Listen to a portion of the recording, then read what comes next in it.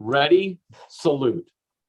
I pledge allegiance to the flag The flag of the United States of America and to the republic for which it stands, one nation, under God, indivisible, with liberty and justice for all. Thank you, Drew. I appreciate that.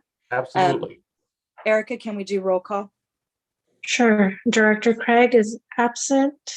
Director Collin? I'm here. Director Jimenez? Present. Director Phillips is absent. Director Rocha is absent. Director Silva? Present. And Vice President Cromings? Present. Alternate Vice President Tipton? Present. And President Lopez is absent. And we have a quorum. I hope everybody is well and not ill right now. We do have translation services provided by calling 1-425-436-6345, access code 444-666. Does someone want to say that in Spanish? I can go ahead and say that. Servicios de traducción están disponibles llamando al 1-425-436-6345 usando el código de acceso 444-666. Thank you. There was no public comment received prior to 5 p.m. If anyone has comments that are not related to the subject matter, they can say them now by raising their hand in Zoom or pressing *9. Do we see anyone on the line? I don't have it open. Yes, we do. And just for the record, we have Director Craig has joined the meeting. Thank you. And we do have someone raising their hand. Kristen O'Hare, would you like to speak to something not on the agenda?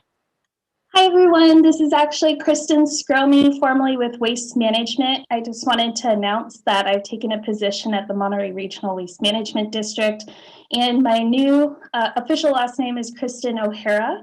So I just wanted to say hello, and that I've remained in the industry, just changing hats.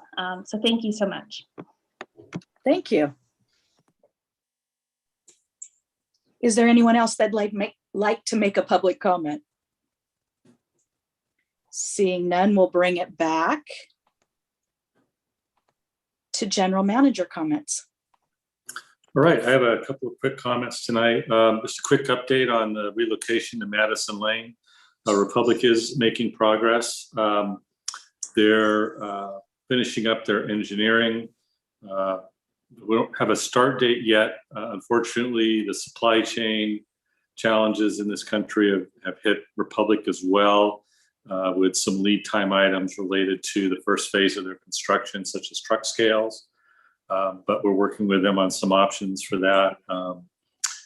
But we are moving forward, and as soon as they get their final engineering packet together, they'll start to be able to center in on an actual relocation date, and also allow us to schedule the long anticipated community meeting that we're ready to roll on. We just need some of that engineering information, drawings to be able to share with the public. So we're hopeful. I think that we'll start seeing some of that information roll in the month of February, and begin to have a little more certainty around potential relocation window.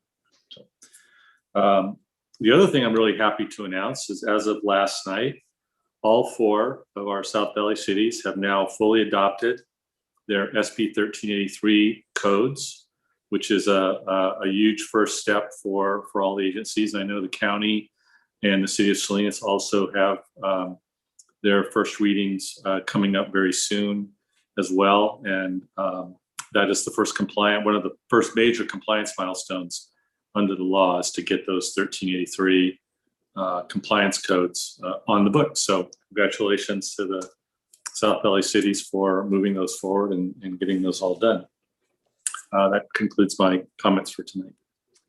Thank you, Patrick, and that is very good news. I would ask that if you could please put the updates for Madison Lane back on the agenda with maybe a written report each time we meet. That way we make sure that we're keeping up to date, and the public can go back later and, know that, see it on the agenda and know that there was a report on it, if that would be possible.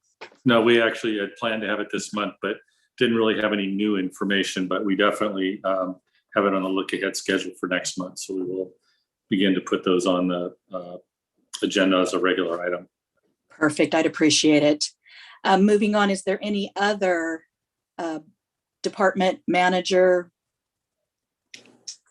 Kimberly, I see your hand up. Did you have a comment? Director Craig? You're muted, Kimberly. How many months have I been doing Zoom? I'm sorry. That's a good thing she's muted. Yeah, thank you, Supervisor.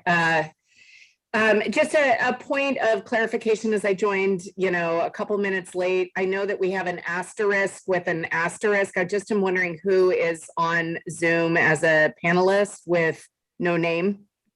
Point of order on that. That would be my me. sister Sister Rosie. We have her helping with IT, but because she's managing the Zoom, when it has her name, it covers half of the screen when people are seeing. So It's just me. Just for technical purposes, I didn't know who was a panelist and wanted the clarification on that. Apologies and sorry for the interruption. Thank you. Yes, and that's where it's being recorded, so I can understand that. Thank you. Thank you, Director Craig. Okay, moving on. Any updates from any of our department managers? Seeing none, we'll move on to board directors. Any comments from board directors? Director Phillips? Thank you, Madam Chair. I just want to say I'm working on a board referral with us moving Sun Street over to Veranda. I'm concerned with the additional traffic that's going to go in there, and I'm concerned safety-wise with just one access in and access out, with another 375, maybe less, but 375 a day times 2. And there's a new housing, farm worker housing project that may be going in on, they spoke to me about going on the Veranda. And the fact that, 40 plus years ago, we had 2 accesses down there at 183. I think we seriously have to look at all of us together, the city of Salinas, us, the merchants, us, and Republic, about how we do the Rosic extension to have safety for the people coming in and out. And I think that's going to be easier to sell to my constituents when we go and meet with them, that we are working towards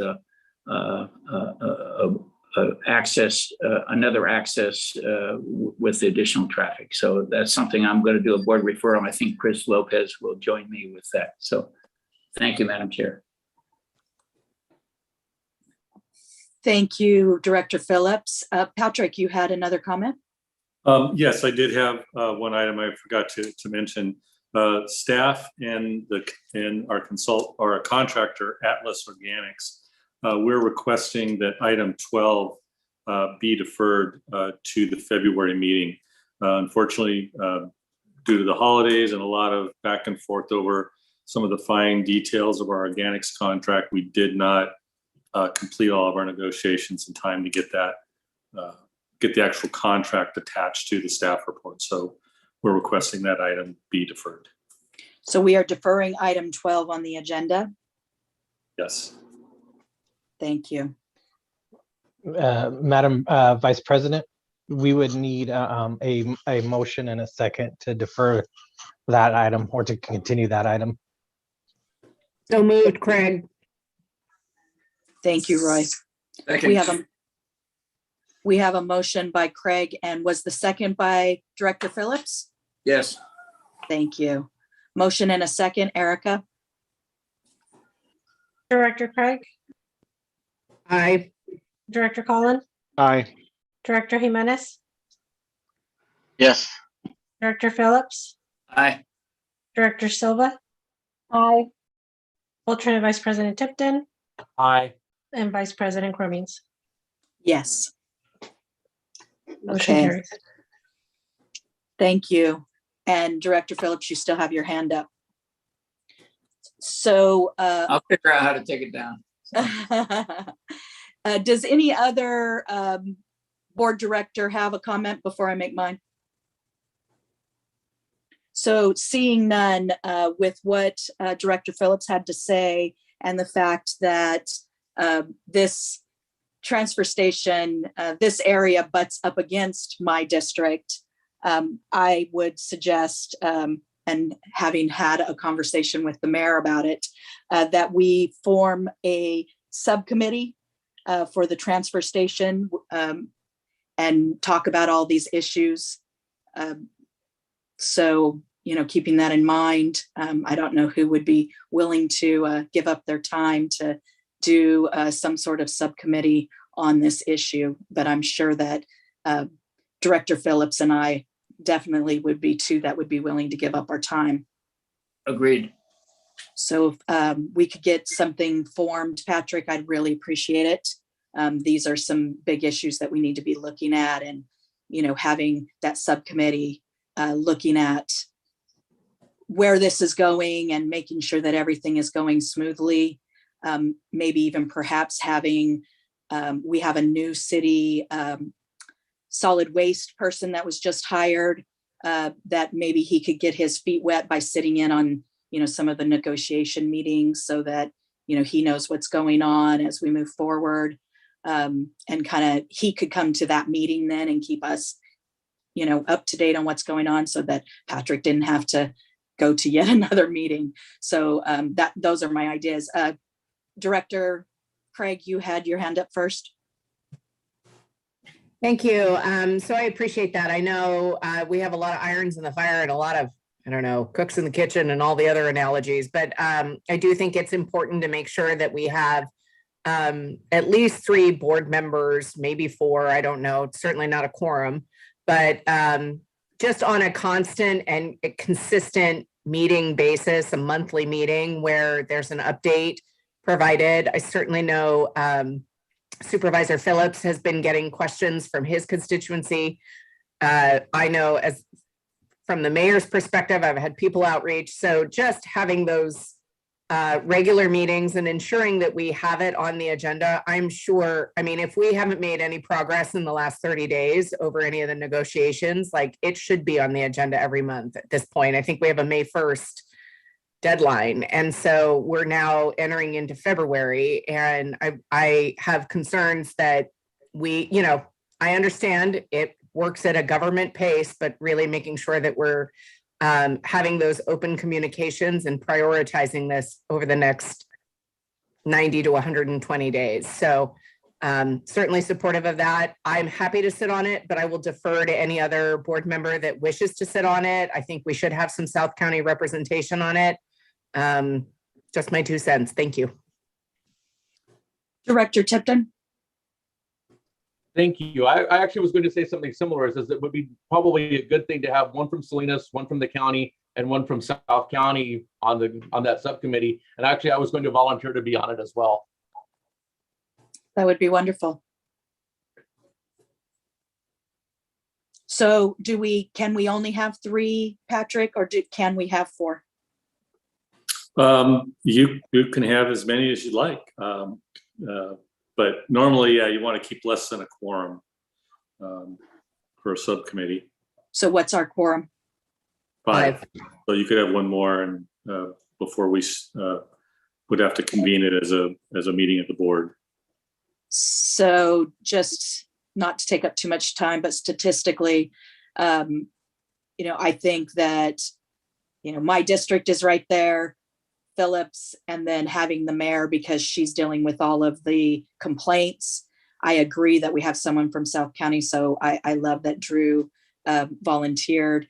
And if Rob happened to want to volunteer for something yet again, I'd be willing to have him sit on it as well. But if not, then that's fine. And if it makes sense to have the three like 1, 1, and 1, so it doesn't seem imbalanced, I'm happy to sit in as an alternate. Yeah, okay. That's good. Yeah, I just thought of Rob because he was involved in all of our discussions, previously. So Director Collin really knows what is, has been going on is the reason I made that suggestion. But he's not up for it. Are you calling me the historian? I'm calling you a historian, yes. Yeah. No, I'd be happy to. I think that would be, and I think that's a good point because a lot of this happened while I was the board president. So I'd be happy to help out. Perfect. So yeah, if we could get a meeting put together, Patrick or Erica, if you can just kind of put that together for us, the first one, then I'm sure that we can go from there. Well, I think what we'll try to do is find a standing meeting date. So that would be great. Probably the first meeting we'll talk about frequency. We want to have it every other week, once a month. What type of frequency, and then a standing date or dates each month to have those meetings. But I just want to clarify something. So what I've heard is 5 board members offer to be involved either directly or as an alternate. That's still a meeting. That's still a quorum meeting of the board. Council, I defer to you for some legal advice on forming a subcommittee that would potentially have 5 members present. Yeah, unfortunately, if there's a quorum of the board, it wouldn't be a subcommittee. So I would recommend, if we want to keep it as a subcommittee, that we don't exceed the 4 maximum. And then the other thing I would recommend is bringing the item back for formal approval by a full board vote, establishing the subcommittee and its meeting times and who's going to be on it.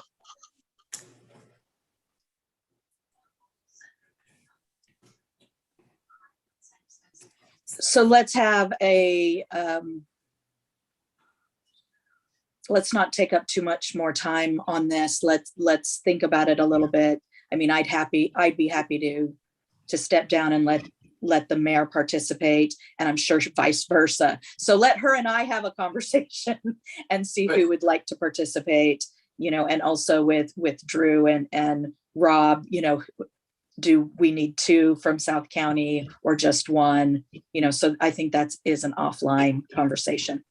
Yeah, I just question if they're an alternate, so they wouldn't be at the meeting if they were an alternate. I question is if they're an alternate on it, but would only be there if, I just question that. So I think for clarification and point of clarification through the chair, if I may. So with 4, we have 4 board members who have said, that they'd be willing to take it on, and I'm willing to be an alternate. Frankly, I think it's much more even if you have 3 with an alternate. Again, it can be an offline conversation. Christy, you and I can talk about it. Rob and Drew, I'm sure you guys can talk about it. And we can figure it out. But okay. For next steps, I don't believe it is a quorum problem if you have 4 subcommittee members with 1 alternate. And that would be my acknowledgement on that. So thank you.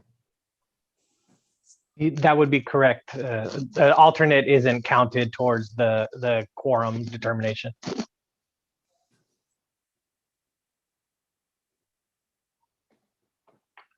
Perfect. Kimberly, your hand is still up. There we go. Okay, so let's go ahead and table that for right at the moment and move on, because that was just board of director comments. We haven't gotten on to anything else. We are now to election of officers. So the slate has been presented. President, vice president, and alternate vice president. And you have received a report for from the nomination committee. Has everybody had a chance to take a look at that? Let's go ahead and open it to public comment. Does anyone have any comment on the slate of officers? Seeing none, we'll bring it back. Does any board? Move approval, Phillips. We have a motion by Phillips. Do we have a Sil- second? I'll second. Silva, second. Motion by Phillips, second by Silva. Erica, call for the vote. Director Craig, Aye. Director Collin, Aye. Director Jimenez, Aye. Director Phillips, Aye. Director Rocha, Yes. Director Silva, Aye. Alternate Vice President Tipton, Aye. and Vice President Cromings. Yes. Yoo-hoo. Okay, on to our consent agenda. There are 9 items on the consent agenda. Does anyone wish to pull an item from the consent agenda? And if not, does anybody from the, Approval, Tipton. does anyone from the public want to pull an item from the consent agenda? Seeing none, we go back. Second, Craig. Thank you. Alternate Vice President, motion by Alternate Vice President Tipton. That's a lot to spit out. And second by Director Craig. Erica, Director Craig, Aye. Director Collin, Aye. Director Jimenez, Yes. Director Phillips, Aye. Director Rocha, Yes. Director Silva, Aye. Alternate Vice President Tipton, Aye. and Vice President Cromings. yes. We're now moving on to a presentation, 2021 employee survey results. Receive report from Monica. Good evening, board. My name is Monica. I'm the Human Resources Supervisor. I will be presenting to you the results for the 2021 employee survey and how it relates to the past 2 years. The survey provides us with some input into the thoughts and ideas that employees have regarding their roles, responsibilities, benefits, and their morale. Job attitudes are key drivers of employee behavior. Having a satisfied and engaged workforce enhances business performance and retains high-performing employees. The results show a 92% yes response that employees know how their job plays an important role to the authority. We challenged in their position. Results were just about the same as last year, 95% saying yes. One response in this section was, I have daily challenges in my position. However, I have a great management team for support to ensure I succeed. Overall, job attitude remains positive with 100% saying yes, they like their jobs. That's good. We asked employees how they would rate their morale for themselves and in their department. Morale is very important to an organization. For 2021, morale has decreased slightly compared to last year. Some of the comments received in this section include, morale has declined due to some employees trying to separate from the EBC, the Employees Benefit Committee, and form a union, too many uncertainties, union issues, and City of Salinas issues. The absence of social engagement can be felt, and I assume this is being referred to COVID. Morale has declined due to the circumstances surrounding the relocation from Sun Street to Madison Lane, not being in the best interest of Salinas Valley Recycles or our customers and the current employee labor relation issues. Better pay, bring back some fun, remove the few employees with negative attitudes. Gossiping is never good for any team morale. We asked employees for recommendations to improve morale. Their responses included hire more workers, look into team building programs, more money, weekly GM announcements, and more barbecues. As for the mission, vision, and goals of the authority, we saw a slight drop. We had 10 new employees this year, or 2021, so that may be a factor for the drop. And with COVID and social distancing, we did not gather and meet with employees as frequently to have group discussions. Overall, this area of communications will be an opportunity for improvement.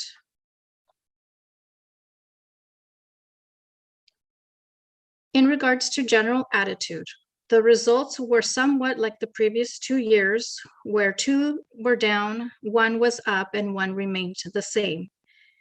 We asked, do you feel your supervisor does a good job with leadership? We received a 91% yes response, same as last year. Comments received in this section include, I feel he does a great job and I enjoy knowing I can contact him at any time and he will be there for support. And the most supportive manager I have ever worked under. We asked, do you feel the general manager does a good job with leadership? We received a slight drop in no responses. Some of the comments in this section were, Patrick does the best he can with the people, agencies he has to work with. The GM is always there when we need him, even for small projects. He makes himself available. He is always welcoming and encourages us to talk to him. We asked, do you feel informed about things that are important to you? Again, a slight drop in no responses. Some of the comments received in this area were, the authority has used most of the communication tools available, but it seems that the employees are still not informed enough. And give all employees text or email messages. We asked, do you feel respected at work? And here we had a slight decrease. Next slide. For work engagement is a motivational concept. Keeping employees invested in and committed to an organization is an ongoing process for any workplace. We received a 91% yes response that employees know that senior management is sincerely interested in their well-being. We received a 97% yes response that employees' skills and capabilities had improved. Some of the comments that we received in this section include getting more experience with machines and heavy equipment, have started to load themselves, and new problems cause new challenges, which lead to different skills being learned. We received an 89% yes response that employees have input into the decision-making process for their departments. We received a 97% yes response that employees respect the authority's reputation for social responsibility. Some of the comments received in this section include, teaching the public about recycling is important and involving schools is great. The annual programs to eliminate tires, household hazardous waste, and junk collections from residential properties, and with the circumstances of the relocation of Sun Street to Madison Lane, it feels like the politics removed social responsibility from the decision-making process. Next slide. Several of the comments received throughout the employee survey reference the uncertainty of the authority's future, the closure of the Sun Street transfer station, and its impacts on jobs and the labor union coming in. I will share with you some additional comments from the employee survey. We asked, what's the best thing about your job? Comments were, I enjoy what I do, working with a great group of people, and I'm excited about a new education center and bringing more programs to South County, constantly learning, supportive management and teams working towards the same goal, educating the community, always something new to learn. I feel respected and it's a safe working environment. We asked, what's the worst thing about your job? And the comments here were huge workloads, union drama, dealing with unruly customers, need more staff, and the same few employees are absent a lot and cause the others to have to pick up the slack. A few individuals with negative attitudes and how that impacts others, the risk of catching COVID from customers, There is a lot more work to be done than what is doable. It can be overwhelming at times, need better pay, and bring back some fun. So this was another challenging year with COVID. On top of that, we had several family medical leaves. And at one time, there were overlapping family medical leaves and COVID leaves all within the same site. So that greatly strained our workforce. And then on top of that, the uncertainty of the Sun Street transfer station, its closure, and the potential impacts on jobs, which for some probably awoke the desire for bringing in a union. So overall, it definitely was a very challenging year. Next slide.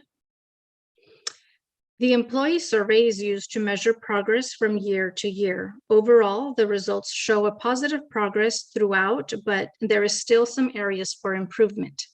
The next step is for each manager to meet with their departments and brainstorm ideas for further improvements.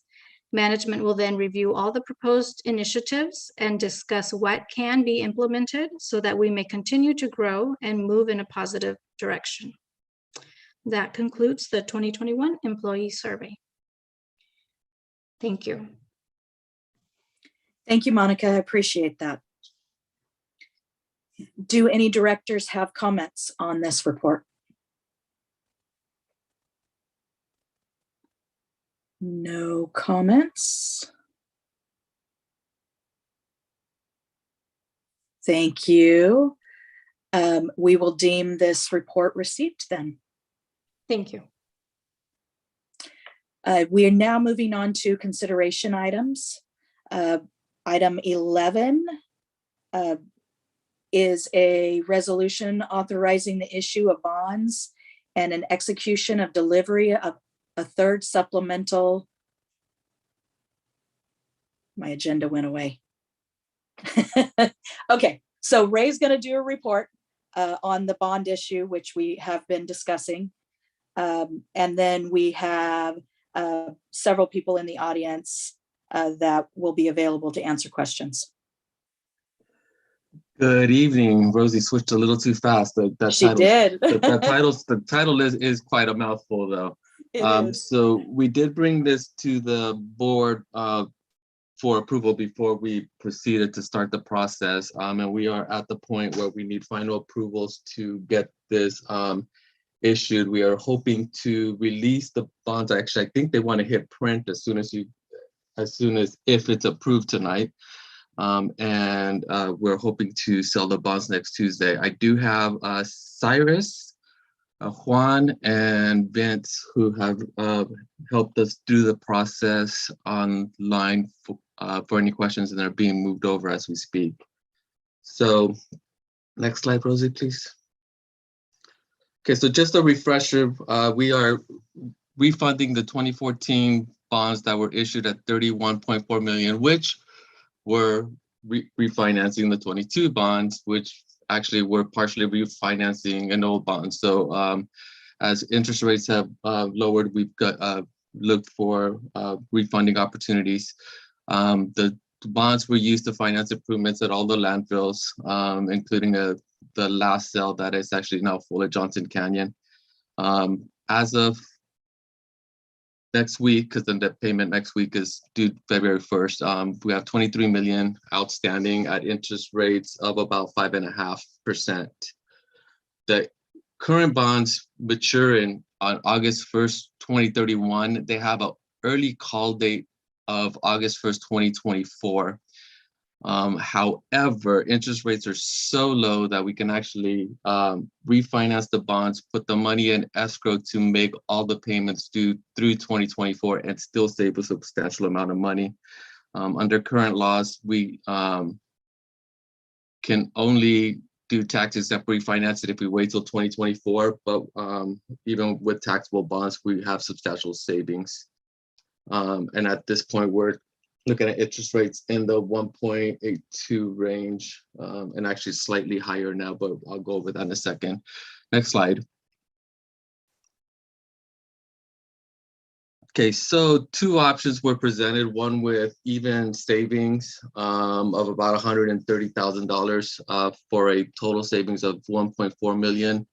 We're actually on the right slide. These numbers are from December 14th, a little over a month ago, and interest rates have slowly started to creep up. So our current interest rates are actually closer to the right-hand column, which if we did even savings would be a little over $100,000 for savings of just shy of 1.2 million.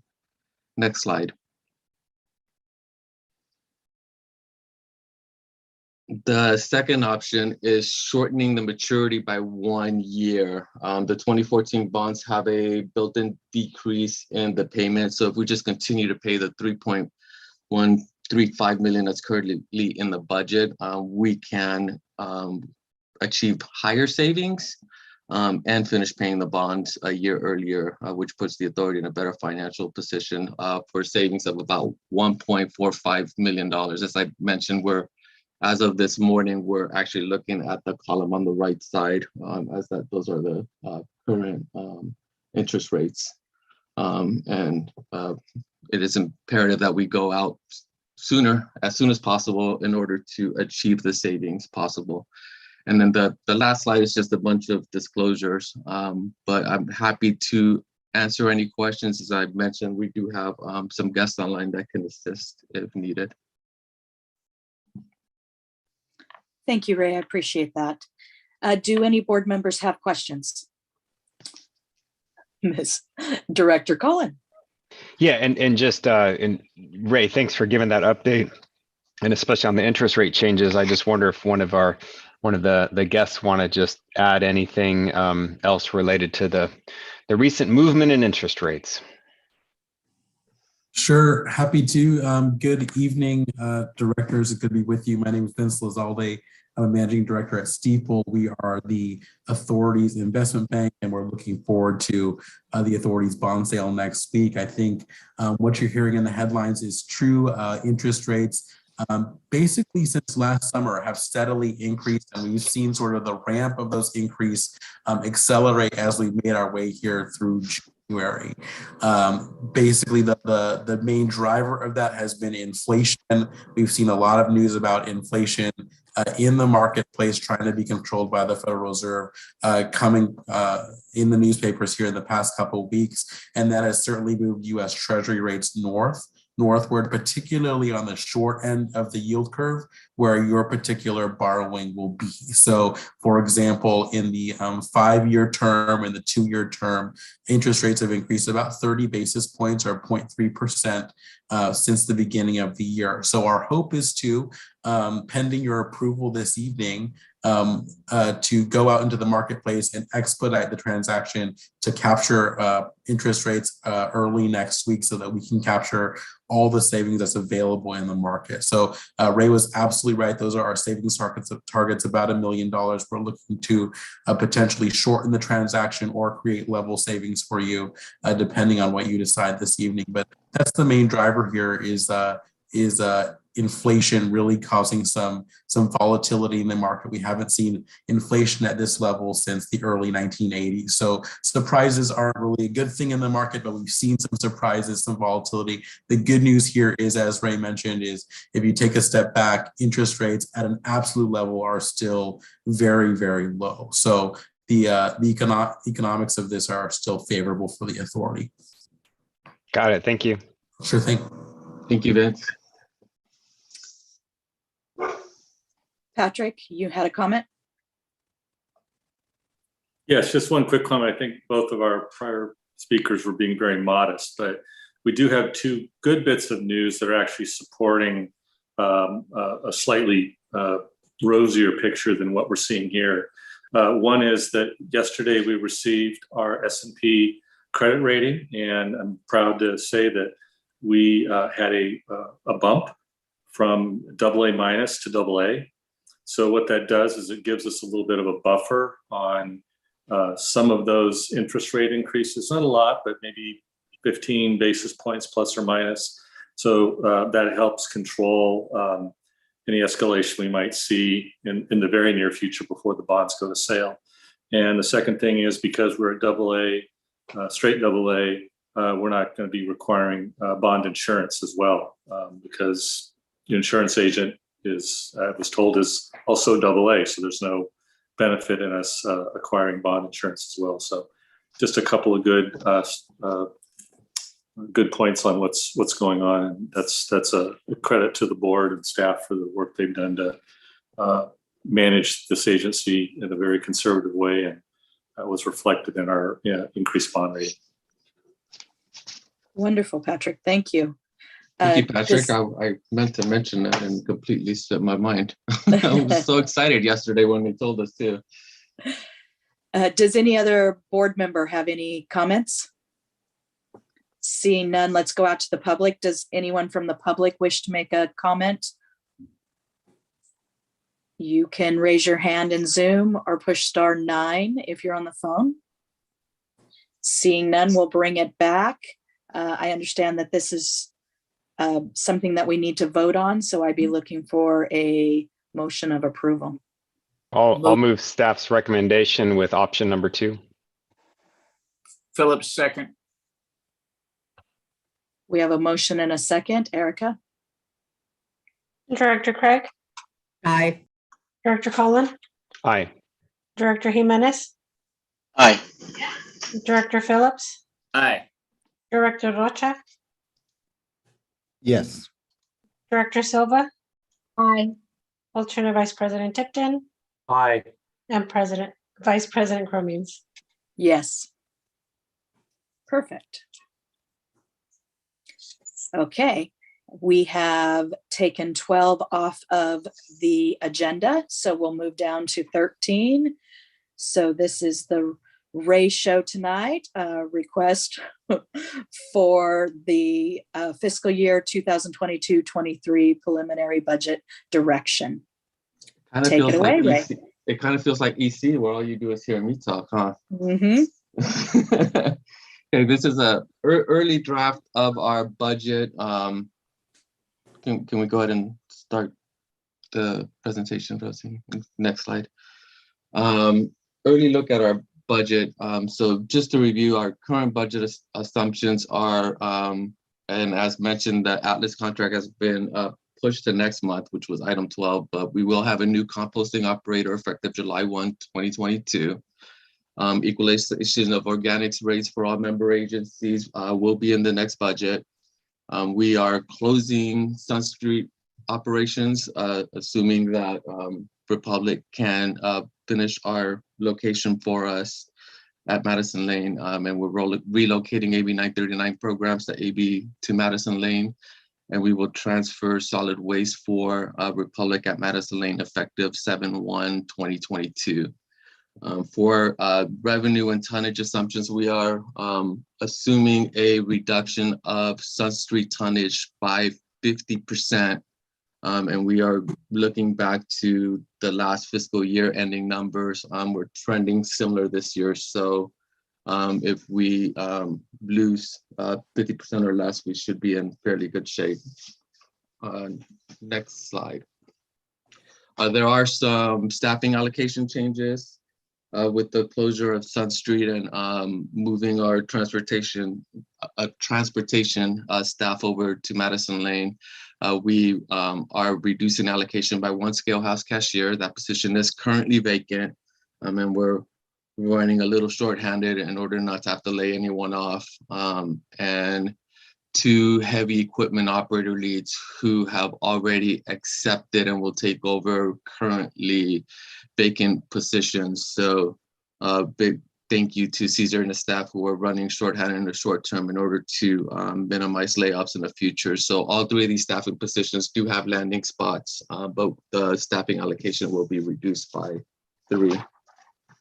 Next slide. So budget summary, we are looking at operating revenues of $23.5 million, slight increase of $243,000. We did use one-time surplus to fund AB 9 continuing SB 1383 programs at mid-year, and we will need to make an adjustment to fund that going forward. Operating expenditures are increasing by about $83,000. New sales set aside decreasing by 5,000, and that's just a slight solid waste tonnage decrease. Debt service, we have the 2014 bonds as a holding place for the budget. And once the bond sale goes through, we will update the budget accordingly. A little over $1 million in post-closure, and then CIP allocations of 1.7 million.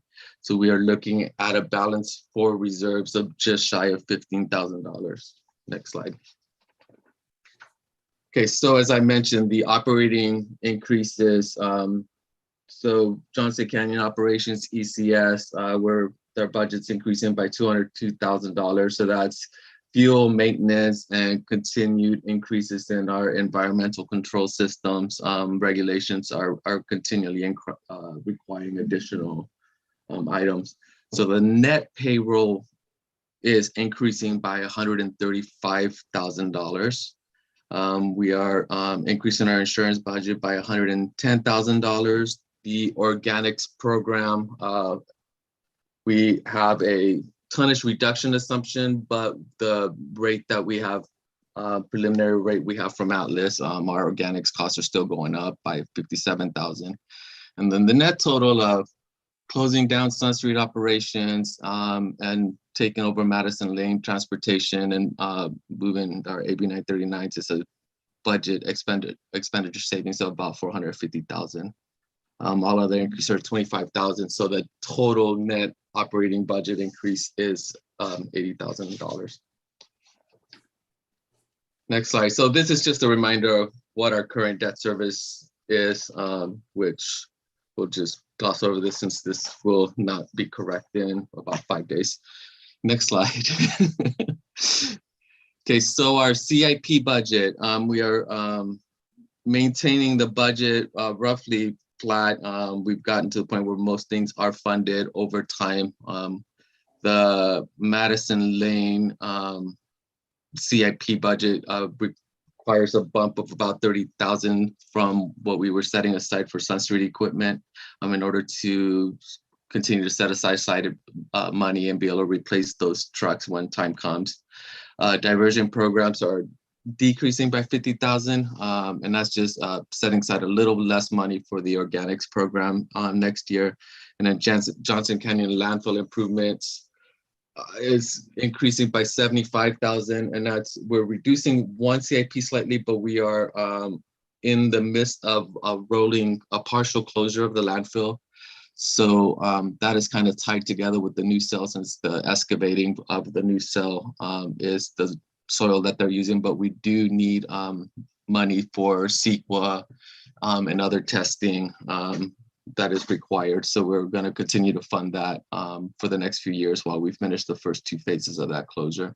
So the total CIP allocation is just shy of 2.8 million, increase of 55,000. As I mentioned, we did reduce the new cell by 5,000. So the total actual CIP and set asides are an increase of $50,000. Next slide. So how are we going to pay for this? So the Madison Lane hauling fees, we're estimating about $136,000 at the contract rate. So it's going to be about 2.1 million in revenues. The equalization of green waste and an increase of about $7 a ton would generate an extra $550,000 in green waste revenue. Slight AB 939 increase of 173,000. As I mentioned, 100,000 of that is our programs that were approved at mid-year, and then a slight incremental increase in addition to that. Closing Sun Street. So the transportation surcharge will be reduced by 1.2 million. The decrease in the solid waste tipping fee, as well as very slight decrease in estimate of solid waste tonnage is 850,000. Other tonnage reductions for diversion programs are decreasing revenue by 450,000, and then other revenue reductions such as investments that just aren't there anymore, and some sales and material are decreasing 67,000. So in overall, revenues increasing 243,000, but there are a lot of changes in that.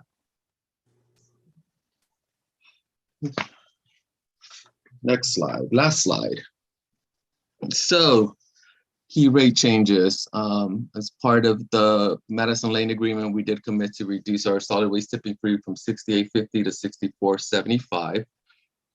Green waste we're recommending an increase of $57 a ton. Our fully loaded cost for processing organics based on the preliminary rate is a little over $60. However, we are hoping that we can, as part of the contract, work with the vendor to reduce their overall CIP cost, and hoping for increase, which will increase tonnage, which will provide a little better economy scales and overall bring that rate down in the long term, hopefully to $57 a ton. And if not, we'll address a small adjustment the following year. Sludge is no longer allowed to be used as ADC. So at this point, if it comes to the landfill, it is landfill tonnage. So we're recommending increasing that to the solid waste fee. Wood waste just has the same rate as organics. It's all part of the same program. Transportation surcharge is flat, and clean fill dirt, but it just has a solid waste tipping fee, so we're reducing that as well. And then AB 939 increasing to 3,633,000. So sorry, that's a lot of information and very fast, and this will not be the last time you see any of this. And as I did mention, some of these numbers are ongoing as we continue to negotiate with Atlas on their organics program, as well as Patrick negotiating with 3 different bargaining units and MOUs that could change some of the underlying assumptions. But as we get better information, I will update it as we get further along. But at this point, if there are any questions or any concerns with any of the assumptions, I'd be happy to do my best to answer any questions. Thank you, Ray. So we have Director Cullen with his hand up, politely waiting. So I want to ask an open-ended question, and both Ray and Patrick to pipe in. And I just wanted to get your perspective on what you see as the biggest risk in our budget, either on the revenue side or the expense side. I think that would be helpful for us to hear your perspective on the risks on those two sides. I will pipe in first and then let Patrick add to it if he wants to. To me, the biggest risk are the unknowns. So we do not know how much tonnage shutting down Sun Street and moving the tonnage to Madison Lane will cost. I'm hopeful that being overly conservative by guessing that we're going to lose half of the boat. When we shut down Crazy Horse, most of that tonnage did go away for a couple of years.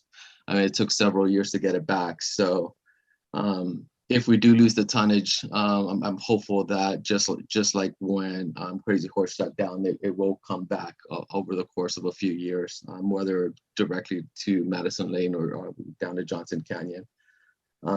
On the expenditure side, the biggest risk and the biggest unknown is just where MOU negotiations are going.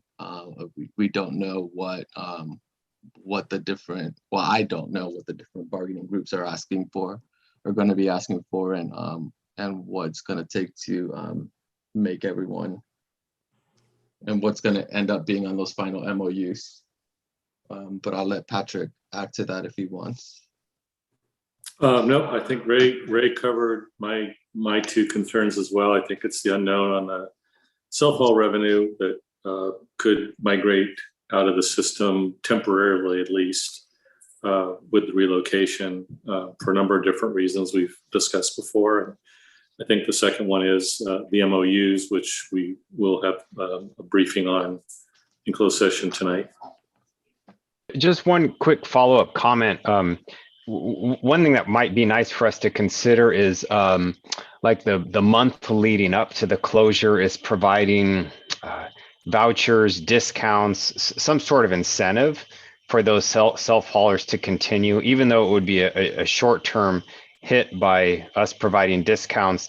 that might help to get them used to going to another location. I see Patrick writing it down, so. Yeah, sorry. Was I that obvious? Yeah, I think there needs to be some creative marketing that goes along with this. And that includes us starting to hand out flyers and things of that nature. Does any other director have any comments? I didn't think of that, but that's a good idea.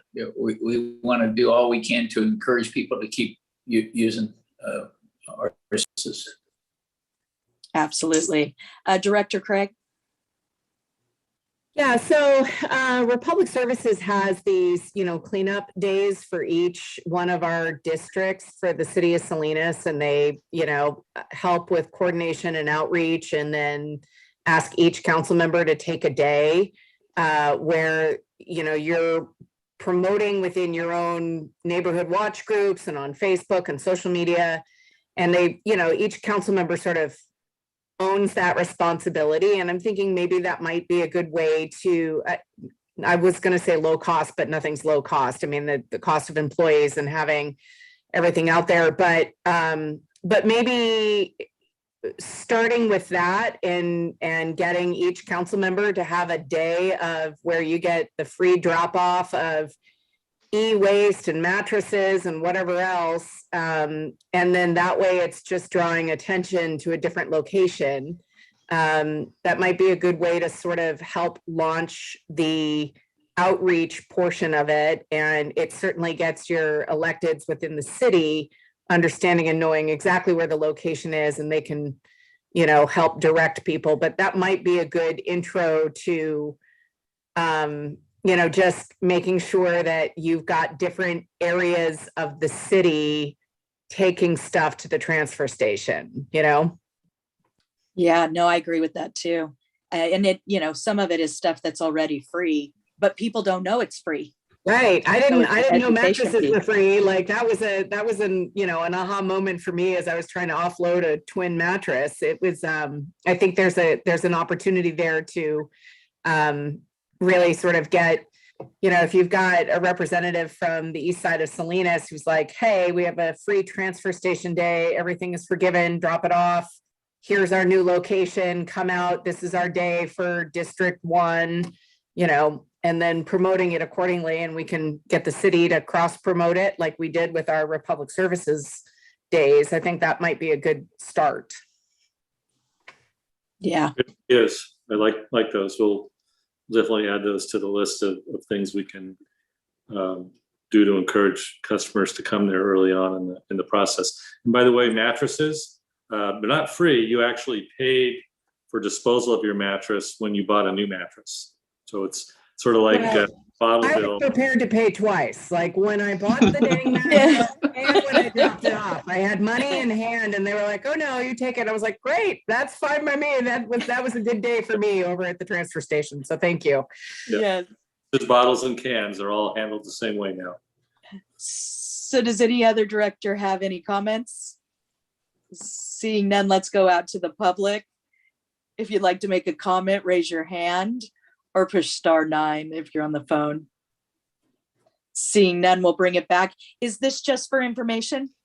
I just wanted direction or feedback if there were any concern with the underlying assumptions. As I mentioned, as we get further along with MOU negotiations and we get final numbers on a bond, so I'll update the numbers and hopefully we can stay fairly close to the AB 939 increase that is in the preliminary budget, as that is really the only number we can change at this point in time, since we are committed to a $64.75 tipping fee for solid waste next year. Well, Ray, we really appreciate the work that you put into this and realize that a budget is a crapshoot to begin with. So we really appreciate you putting all this work into it. I've hit pretty good craps in the last few years. No, so. you have done well. So this one's a little more because there's a few more variables, but we'll we'll do our best to get something that is sustainable for the next year and won't require a lot of budget cutting at the end. Through the vice chair, I think that's your title. Yeah. Yes. Sorry, many different titles, many different hats.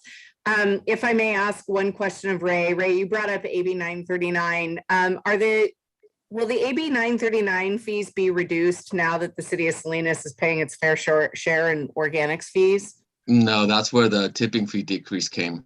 But when we were discussing the budget, they suggested reducing AB 939 fees, and we calculated the tipping fee decrease. So that is where the money for that is coming from. Okay. Part of it, at least. I may have a couple of, I'll ask a couple of additional questions offline on that just for clarification, but yeah, I'd love to know that, because that's always been the thing, is that the city, the AB 939 fees were being we increased AB 939 fees just because the fees were still not fully funding those programs. So just as we needed increases, that's where the increase has gone.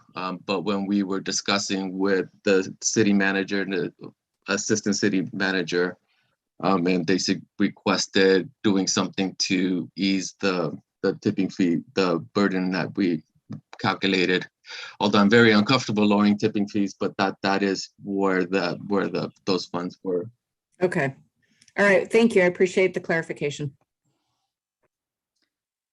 So Ray, that brings up a subject for me. So those tipping fees actually help out our constituents. That helps everyone, yes, because it does lower the tipping fee for everyone. And that's part of the reason we chose to do tipping fees, because AB 939 fees are still not fully funded. So we didn't want to reduce AB 939 fees. But if we reduce a tipping fee, it reduces rates for all the member agencies and hopefully makes it a little more palatable to a self-help customer to choose to continue using our facilities. Perfect. Thank you. So seeing no other comments, we will deem this accepted and hope that we provided direction that was as clear as mud for you. You will get the same presentation probably at the EC meeting, and as we get more information, we'll update it for the board, and unless I get some information before the EC meeting. It's a fill in the blanks kind of thing. Yes, and then we'll stay on schedule, and hopefully we can still have a budget approved by the March 4th. Wonderful. So we'll move on to future agenda items. View ahead schedule. Patrick? All right, so in typical fashion, we have a number of items in February that are recurring. Our quarterly tonnage and diversion report for the last quarter of 21 will be there. Also, the continuing AB 361 resolution to allow us to make the decision to go to remote or hybrid meetings. We're going to continue with that, I think, until we see reductions in the state and local health directives. And again, I think we'll, as I have been doing the last couple of months, it really is a decision up to the ultimately to the president, but also the EC in terms of advising whether we go back to hybrid meetings. I sure want to see all of you, but with everything going on, probably not the best of ideas, considering the COVID challenges we've all been seeing in our homes and agencies. Just some contract items for typical landfill operations. You'll be seeing the full preliminary budget. Tonight was just direction, but Ray will convert that to the full budget document for full transparency. As you can see, we've already added in the updates on the relocation via a standing item going forward, at least through the month of April, and we'll extend it further if the actual relocation date hasn't occurred by May. And that's it. So fairly, really straightforward going for agenda looking forward. I guess we'll have the discussion at the EC meeting in February regarding formation of the subcommittee. So I'm expecting we'll have an item on the agenda as well as recommended by council to formally approve the formation of that subcommittee and the makeup of that committee and its charge. So that'll be added to the agenda after we've discussed it further. Perfect. With that, if there's any corrections, changes, additions that the board would like to make, you can do that now or email myself and Erica at a later date. Director Silva. Thank you, Christy. I just have a quick question with regards to the potential hybrid meetings going forward. I know at the City Council, we have to approve a resolution on a every 30-day basis if we're going to continue the potential of having hybrids. Is that rule also for this authority? I'm asking Roy that question. Yes, the same rule applies for the authority. And I believe we put that on, that was one of the items that was approved in the consent. So we have it on there continuing so that we could do both telephonic and in person if we so choose. Okay, thank you. Does anyone else have any questions about the agenda? Quick question for Roy, just to clarify. Roy, has the sunset for AB 361 changed? I know it was March, right? The original order. I believe so. So far, I haven't heard that it's been extended yet, but I wouldn't be surprised that it gets extended. As of right now, it's still expiring in March. But once I hear one way or the other, I'll let you know. But so far, the expiration is March, but I fully anticipate it gets extended. Okay. Thank you. With that, I think we have just a very brief update in closed session on negotiations. So hopefully won't keep you too much longer, but do have a brief update.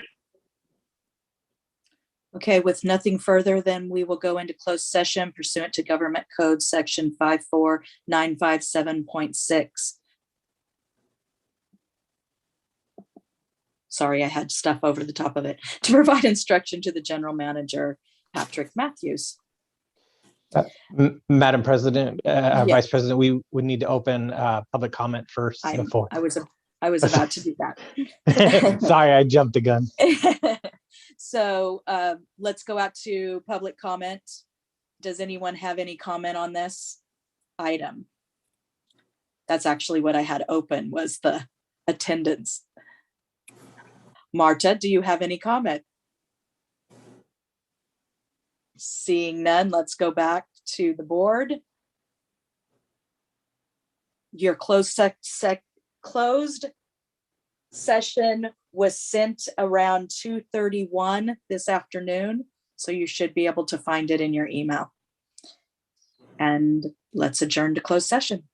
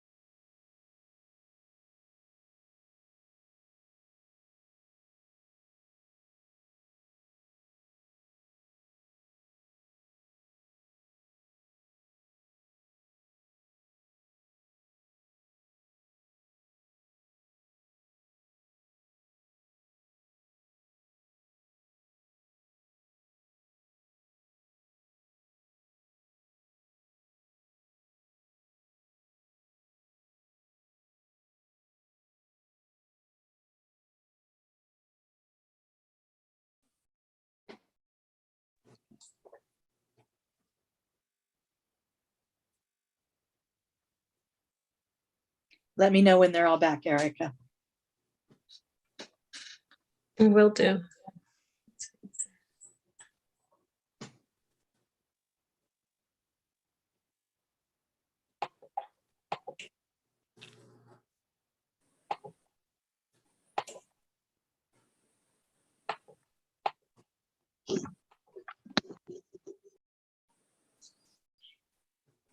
Rosie, can you move over, Miss Craig? I don't know why it's not letting me move her over.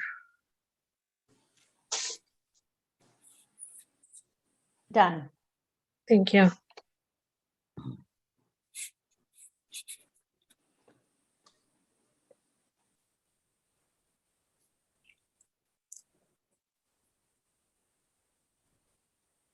So it looks like we're only missing Director Phillips. He may not come back.